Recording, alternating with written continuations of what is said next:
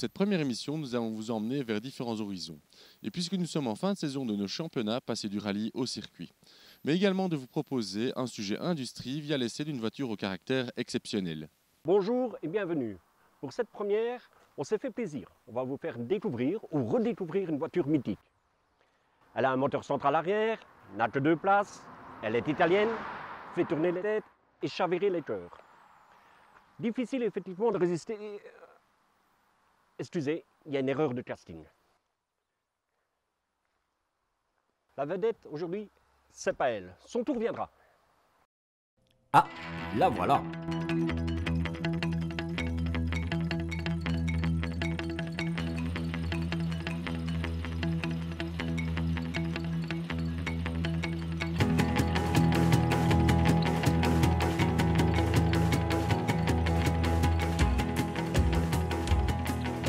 Bien que ce modèle n'est qu'un an, il est plus courant, pour ne pas dire rarissime, de le voir dans nos rues. Logique, puisque le constructeur veut marquer le coup pour son retour dans le segment des voitures sportives et de la produire annuellement à 3500 exemplaires de par le monde, dont 900 pour l'Europe. Reste que si la mémoire collective nous renvoie automatiquement au coupé GTV6, dernière propulsion du genre, 4C puise ses gènes dans une toute autre auto, une certaine 33 Stradale. Acquérir une 4C, c'est d'abord faire preuve d'une philosophie. Ode à la légèreté, 4C offre le minimum syndical en termes de confort et d'équipement. Si le premier aura peut-être bien raison des vertèbres du quinquin un peu rouillé, le second sauve la face par l'électronique embarquée et qui affiche selon le mode un tableau de bord traditionnel ou son pendant course si vous enclenchez le mode DNA. Mais avant d'en venir à ces différents modes, il faut savoir d'abord chauffer les pneus. Et oui, aussi étonnant que cela puisse paraître, il faut d'abord parcourir une bonne dizaine de kilomètres pour mettre ceux-ci à température, car ils épousent la moindre ornière due au trafic. Une sensibilité à fleur de peau qui s'estompe peu à peu, mais qui demande néanmoins une certaine vigilance. Normal aussi, puisque la montre de la voiture de notre exemplaire d'essai avait l'option pneu racing. Voilà qui explique tout. Voilà aussi qui en dit long sur ce produit qui a tout d'une GT, et qui avec une certaine virilité vous fait entrer dans le monde des supercars. L'accélération est franche, le passage des rapports est aussi rapide qu'efficace, le paysage défile à une vitesse grand V, et la sensation grisante d'être dans une voiture de course n'est pas feinte. Vous le comprendrez rapidement au changement de revêtement, si un bitume propre vous laisse encore profiter d'un bien-être où le mot confort est encore de bon aloi, une portion béton va vous inviter à mettre le casque afin de vous isoler et protéger vos esgourdes. C'est le revers de la médaille à la légèreté. Alfa Romeo a fait un superbe travail, mais côté insonorisation, c'est tout juste. Ce n'est pas un reproche, c'est un constat, car 4C est un pur produit course. Tapez au plus tard dans les freins pour virer à angle droit, mon passager qui a déjà goûté au GT s'en souviendra longtemps. Décidément, cette 4C est un pur sang qui ne se donne pas, il se dompte. De me dire justement que les premiers clients qui ont signé le bon sans l'essayer vont avoir de sacrées surprises. Je ne serais par ailleurs pas étonné d'en voir la revente presque aussitôt tant ils en auront peur. Car si le prix d'accès à la catégorie supercar n'est que de 51 300 €, le prix moral de son usage et de son exploitation est certainement au-delà des limites de la conception de certains conducteurs à ce sujet.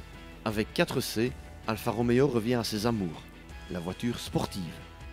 Mais avec 1 an et demi d'attente, que ce soit pour celle-ci ou pour son pendant cabriolet dévoilé il y a peu à Paris, les clients vont se lasser.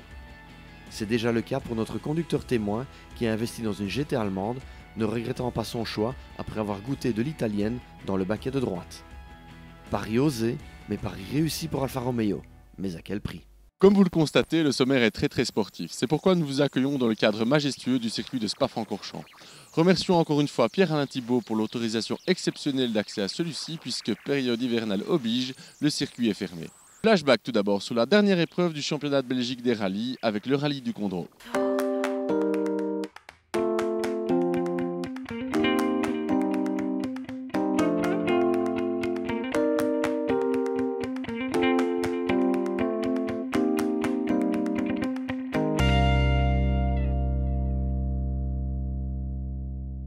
Après le formidable coup de pub de l'an dernier, et concrètement réalisé sur le terrain par Sébastien Loeb qui remportait haut la main le rallye du Condro, on se demandait ce que pouvait encore nous proposer Roger Jamoul, le géo de l'épreuve. À la découverte du plateau, on jubile. Sur le terrain aussi, puisque Peter Solberg, Mr Hollywood, tient son rang en prenant d'emblée les rênes de l'édition 2014. Le temps d'un instant, puisque sa surannée Citroën C4 WRC, engagée par le marque VDS Racing, connaîtra trop rapidement des problèmes d'embrayage. Ceci le mettant définitivement hors course après un début d'incendie. I'm very sorry for all the Belgian fans who's here come and watch driving and this happens, but yeah. Dès lors, la lutte pour la victoire va être aussi âpre que magnifique. Dans les faits, Chris Prinsen hérite des commandes au volant de sa Subaru WRC et de devancer alors Éric Cherin et sa Ford Fiesta R5 et le second pilote officiel Citroën, à savoir Chris Meek et sa Citroën DS3 R5 elle aussi. Cedric yesterday was incredibly fast.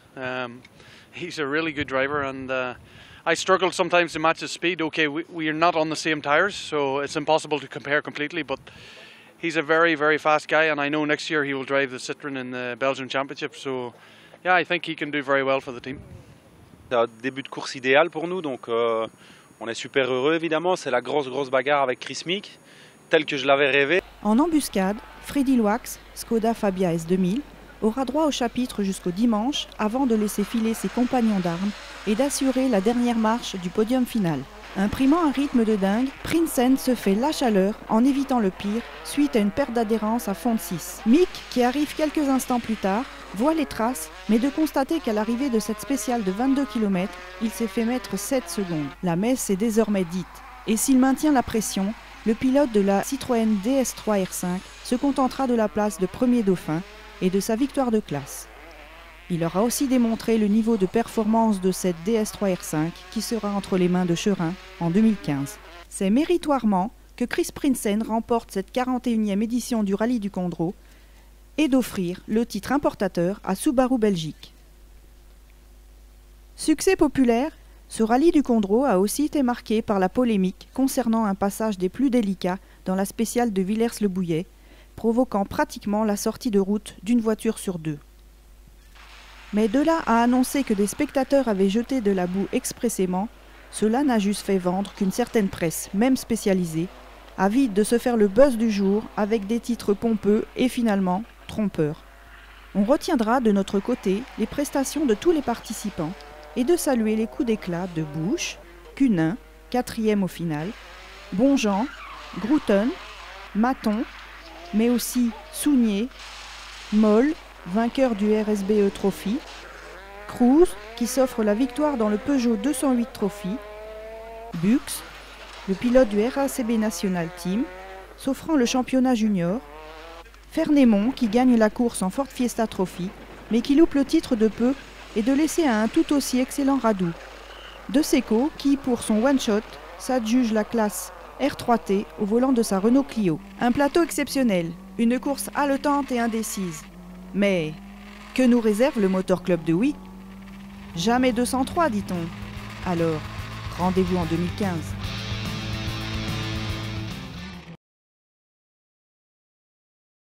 Nous avons également voulu faire une place à ce qui se passe dans les régions du pays. C'est ainsi que nous nous rendrons du côté de Courtrai où Vincent Verskuren s'impose aux 6 heures.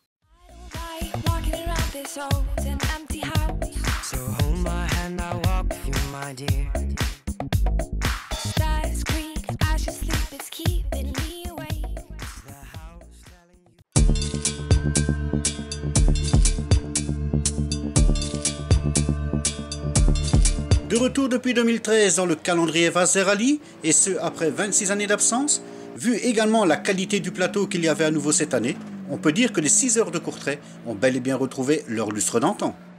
Si la foule s'était déplacée en masse sur la Special Show de Moukrou qui avait lieu la veille, c'est le lendemain matin que les choses sérieuses commençaient avec 3 boucles de 4 spéciales. Compté parmi les favoris sur sa Skoda Fabia WRC, le vainqueur de l'édition 2013 des 6 heures de Courtrai, Didier Ducan, était bien décidé à s'offrir une deuxième victoire ici à Courtrai.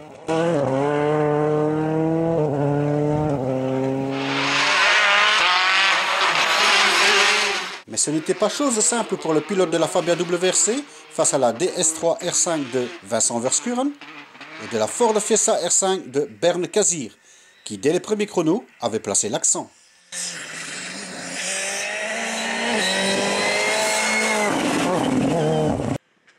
Après les deux premières boucles, Vincent Verskuren, leader provisoire de ces 6 heures de courtrai, rentrait au parc d'assistance avec 7 secondes d'avance sur Bernd Kazir. Ja, het is een keer rijsecondeke, een keer wijsecondeke, dus het zijn nog 4 proeven, het is zeker nog niet gedaan. Même si la pluie n'était pas au rendez-vous sur des spéciales aussi grasses, glissantes, piégeuses, dignes d'un rallye du Condro, l'atout majeur était bien sûr le choix des pneumatiques. Je suis assez dans le rythme, c'est chouette, mais bon, Vincent roule très bien, il fait de très beaux temps. Je pense que nous aussi, mais c'est aussi un chouette pneu et bon, j'ai rien à dire, on roule bien et Vincent roule bien, donc c'est le plus fort qui gagne. 23 secondes derrière Bernd Kazir, on retrouvait une autre Ford Fiesta R5, celle du team Jordan Motorsport, pilotée par Patrick Sneyers. Une voiture que Patrick pilotait et découvrait pour la première fois. Ouais, c'est une voiture amusante, la tenue de route est formidable, le freinage aussi. Ouais, si on peut dire un défaut, elle manque un peu de puissance, mais les autres, c'est la même chose, c'est identique. Comme ça, on peut avoir des belles couches. Au final des 12 spéciales, c'est Vincent Verskuren qui s'impose vainqueur de cette 22e édition des 6 heures de courtrai pour 6 secondes devant Bernd Kazir. Bernd Kazir, ne voulant plus prendre de risques pour assurer sa deuxième place, malgré tout faisait le scratch dans la dernière spéciale.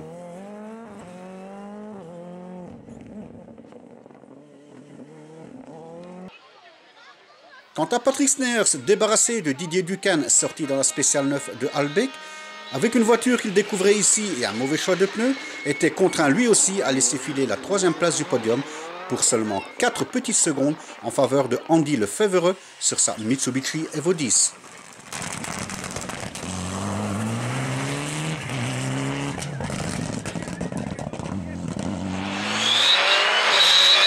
Le top 5 était également clôturé par une autre R5, la Ford Fiesta de Davy Van Est.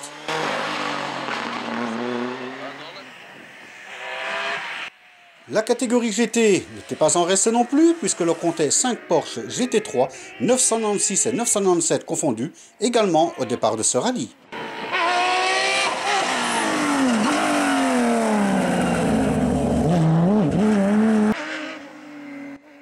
D'emblée, c'est Joran Klerout qui s'est montré le plus rapide sur ce genre de parcours, s'offrant ainsi la victoire dans la catégorie GT devant Matthias Vian et Bernard Münster.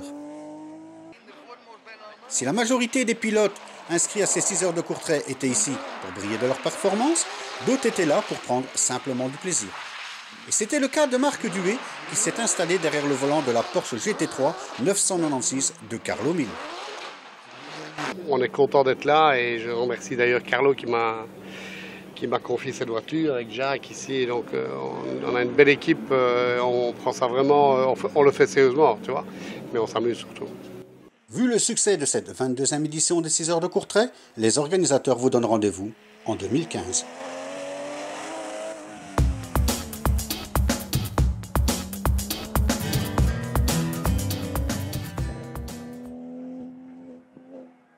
Et de revenir à Velvaux, juste derrière nous, où notre seconde équipe a pu assister au rallye des Crêtes et à la victoire d'Alain de Pierreux.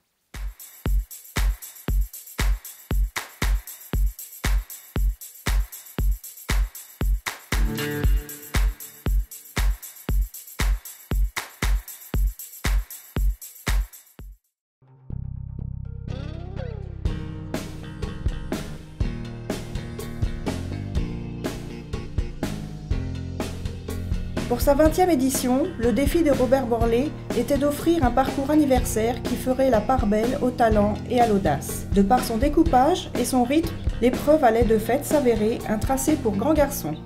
Au menu, 4 boucles identiques de 61 km découpées en 3 étapes spéciales, dont la première était à 35% non revêtue, c'est-à-dire en chemin forestier. Gras, par monts et par vaux, le rapide alternait avec de gros changements de direction et avait de quoi ravir ceux qui osaient. De constater aussi que même les tractions se sont prises pour des propulsions tant elles dandinaient d'un train arrière souvent bien baladeur. De prise de risque, il en faudra. Après son départ moyen, car il devait s'adapter au pilotage de la Skoda Fabia WRC de Bonjean, Alain de Pierreux revenait rapidement en tête de course pour ne plus la quitter et de signer une probante victoire au retour à Bellevaux. Débordé par la remontée de son rival, Christophe Depré a cependant à nouveau été auteur d'excellents chronos au volant de sa Ford Escort Cosworth. Il se classe second. La dernière marche du podium revenait à Stéphane Hermann qui faisait virevolter sa Fiat Punto HGT comme jamais. En division 1, 2, 3, c'est-à-dire pour les voitures équipées de pneus tourisme, la lutte a été intense entre la Peugeot 306 de Warlemont, les Renault Clio de Beaufort, Schmetz et l'Opel Corsa de Benoît Blaise. Au premier regroupe, les 3 premiers sont dans un mouchoir de poche puisque 3 secondes les séparent à peine. Bon, les crêtes, pour moi, c'est immanquable parce que j'ai énormément de connaissances de la région. Puis c'est le rallye qui est superbe. Et puis à la fête après, voilà, c'est un tout. Donc je n'aurais vraiment pas su rater ça. Et voilà. J'ai démarré un petit peu stressé parce que les crêtes, ça reste les crêtes. Il fait fort gras. Je pense que personne ne savait vraiment sur quel rythme démarrer. Et ici, j'ai roulé vraiment intelligemment à ma main sans vraiment prendre de risques. Et voilà, apparemment, ça a un petit peu payé. Maintenant, c'est sûr que Bruno n'est qu'une seconde derrière moi et David 3 secondes. Donc, c'est vraiment très serré. Il va vraiment falloir faire attention. Et ensuite, je pense que c'est difficile de savoir qui, du plus intelligent ou du plus rapide, va gagner le rallye. Peu à peu, les choses se décantent. Et avec conviction et maestria, Benoît Blaise impose sa Corsa sur ses terres, y signant ainsi un 11e succès devant Warlemont et Beaufort, ce dernier prenant la mesure en fin d'épreuve de David Schmetz.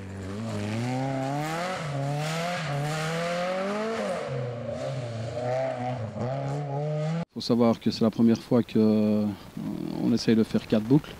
Il me reste 2-3 minutes pour te dire si on va y arriver, je ne sais pas encore, mais je suis pratiquement persuadé que ça va aller.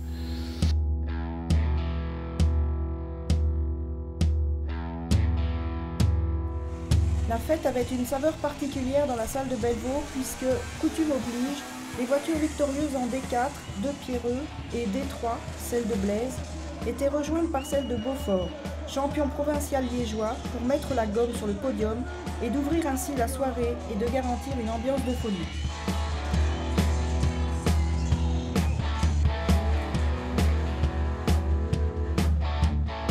Puisque nous sommes à quelques kilomètres de Spa, c'est l'occasion pour nous de rencontrer Christian Jupsin, organisateur du Spa Rally 2015, qui nous présentera son épreuve.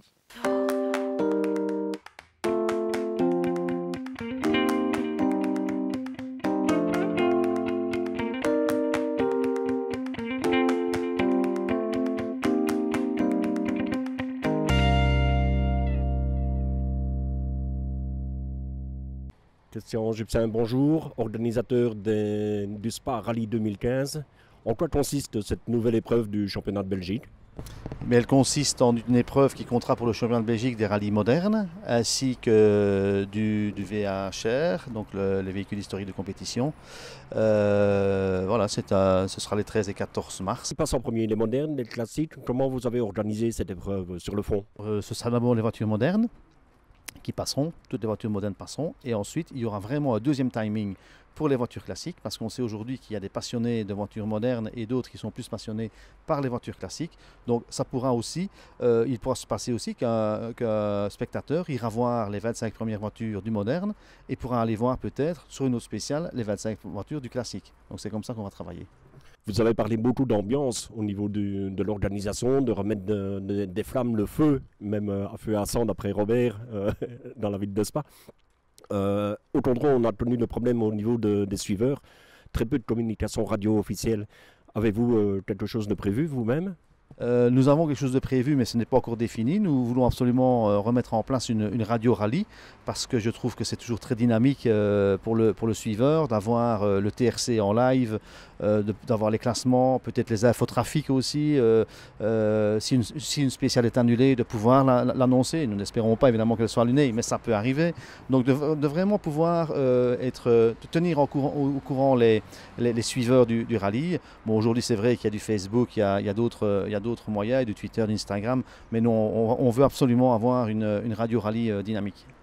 Au niveau du découpage, un peu spécifique, une nouveauté quand même à l'organisation de ce Spa Rally. C'est une nouveauté sans lettre. Je vais dire qu'on va plus copier ce qui se passait dans le passé, avec un départ vendredi après-midi pour 3 spéciales à faire 2 fois. Le samedi, le découpage sera de 5 spéciales à faire 3 fois, sauf les 2 dernières où ils ne les feront que 2 fois, avec une arrivée à Spa à 21h30 pour enchaîner avec une grande fête. Mais les hauts lieux, ce seront les spéciales mythiques qui reviennent dans le programme, comme le Barissard par exemple. C'est une spéciale qui avait énormément plu à l'époque, qu'on n'a plus fait depuis quelques années. Donc cette année, il y aura bien Barissard, une longue spéciale, une belle spéciale. La Clémentine. Donc la Clémentine aujourd'hui, on n'a pas la confirmation à 100% qu'on pourra la faire, mais tous les feux sont ouverts. Christian Julien, merci et bonne réussite. Ben, je vous remercie, mais je pense que ça va le faire. On a tout pour faire. DG Sport a un staff de personnes professionnelles et motivées. Et je suis certain qu'avec le soutien de la ville de Spa, qui nous soutient de manière très proactive, sans oublier les villes aux alentours, parce qu'on ne sait pas faire un rallye uniquement que sur Spa. Donc on a la ville de Jalais, on a la ville de Theux, on a la ville de... Je ne vais pas vous les dire toutes, parce que si je vous les dis, vous allez de suite savoir où on va. Donc on a quand même pas mal de villes qui nous soutiennent et qui sont motivées, parce qu'on peut amener énormément de monde dans leur contrée. Les entités locales, comme les clubs sportifs, ont l'occasion de tenir une buvette. Ça crée aussi une rentabilité pour ces clubs qui en ont bien besoin. Donc voilà, on est bien parti. La date du rendez-vous 13 et 14 mars. Et vous pourrez avoir toutes les infos sur le site internet www.sparally.com. Surprise avec l'interview intimiste de Régis Gosselin, champion de Belgique en Clio Cup Benelux, présélectionné par Audi pour des tests en vue de sa participation en Audi TT Cup, et de nous annoncer également un 3e projet des plus intéressants.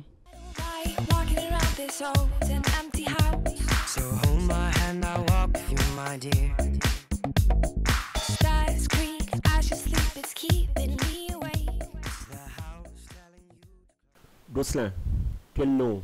Les esthètes savent, mais peux-tu nous expliquer pourquoi ce nom, pourquoi ton nom est lié à Francorchamps? Oui, bien sûr, Francorchamps c'est vraiment lié à la famille Gosselin, à savoir que mon grand-père ici a gagné les premières 24 heures tourisme sur une Mercedes en 1964.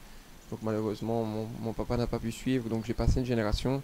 Je suis le petit-fils du grand-père qui a gagné ici, donc ouais, pour moi c'est quelque chose de spécial. Et puis mon père malheureusement n'a pas pu continuer la lignée parce que mon grand-père est décédé lorsqu'il avait 20 ans. Et donc mon grand-père avait un stage CT d'Ipilette. Donc tout s'est arrêté au moment où mon grand-père est décédé. Et donc moi voilà, j'ai repris la lignée familiale et l'histoire et je continue. L'appétit vient en mangeant, dit-on. Régis Gosselin, un autre gros projet. Où en est-il? Oui, bien sûr, il y a un gros projet ici, c'est bientôt Noël, je pense. Non, plus sérieusement, oui, il y a un gros projet. Il faut savoir que le numéro 64, c'est pas seulement l'année de victoire de mon grand-père.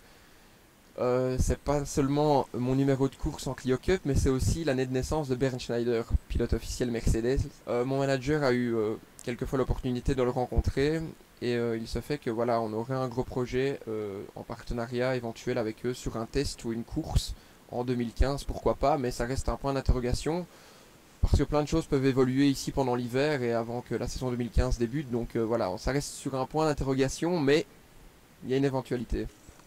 Il n'y a pas de la Mercedes, il y a encore un autre projet, il y a une TT Cup qui t'attend. Effectivement, il y a l'Audi TT Cup. Audi a lancé une coupe monomarque pour remplir un championnat 2015 en prélude du DTM. Ils ont organisé une sélection, j'ai été heureusement sélectionné, vraiment j'étais très surpris, mais très heureux. Donc la date échéance c'est le 12, je pars à Neuburg sur le circuit de driving Audi Experience pour la dernière étape des sélections. Alors là aussi ça reste un point d'interrogation parce que ils en prennent 18 sur 50 sélectionnés.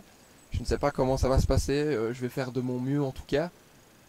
Donc voilà, ça reste, je pourrais vous en dire plus après le 12, mais on ne ferme aucune porte à une éventuelle deuxième saison en Clio Cup.